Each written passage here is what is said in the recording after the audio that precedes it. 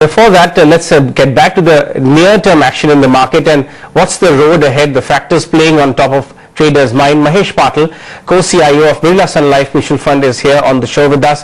Mahesh, good evening. Thanks a lot for joining us. As we were discussing earlier that the market has been extremely range-bound for over a month now. What do you think is leading to the hurdle on the Nifty in the near term? Is it the valuations or the lack of triggers? Yeah, I think you're right. I think the markets are though I think we have seen our markets doing reasonably well compared to some of the other global markets. But I think they are hitting a point where valuations are now looking a bit stretched, not only for the large cap, but even more so for the mid cap names. And we have seen the quarterly numbers which came through, where there hasn't been any big positive surprise to support higher valuations. And so I think it's primarily the valuations, which are now looking a bit expensive, and also in the near term there have been some concerns on the global front, which are also acting as a hindrance, and more in the immediate future. One would also expect some of the new equity issuances coming in, some of the PSU disinvestments, which can also act as a kind of a headwind. Does the slightly weaker than expected second quarter earnings limit the market upside, and does this worry you? Could this weakness, say, get pronounced in the third quarter? No, I think I won't be too worried about it. It's just an incremental data point, and we have seen that because of lower commodity prices, the top line growth has been slightly weaker, and profit growth, at least for the Sensex companies, has been around 6 to 7%, a tad lower than what one was expecting on an aggregate basis.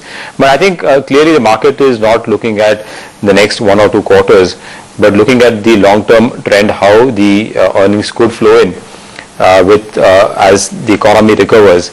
I think even the next few quarters also, I think the December and the March quarters would also be something lackluster.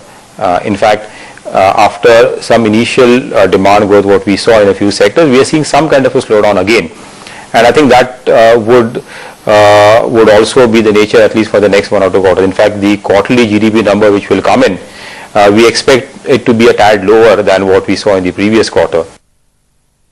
Do you think the possible positives of triggers, from the winter session of Parliament is fully factored into the market? Yeah, I think a couple of things like FDI, increase in FDI and insurance, something which people already started to factor in, and we've seen some of the stocks also reacting to that. And while a lot of things are expected in the winter, I think one should not really look at that all the reforms which are expected will happen in one go. I think it will be an incremental and ongoing process, and as long as the markets have the confidence that the government will take these one by one, I think that should be, I think, good enough from a market standpoint.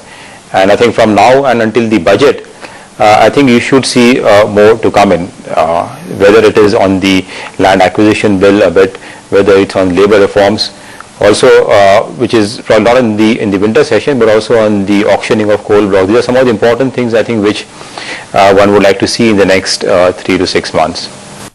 All right, Mahesh, we'll let you go on that one. Thanks a lot for your opinion and sharing all those sector stance as well.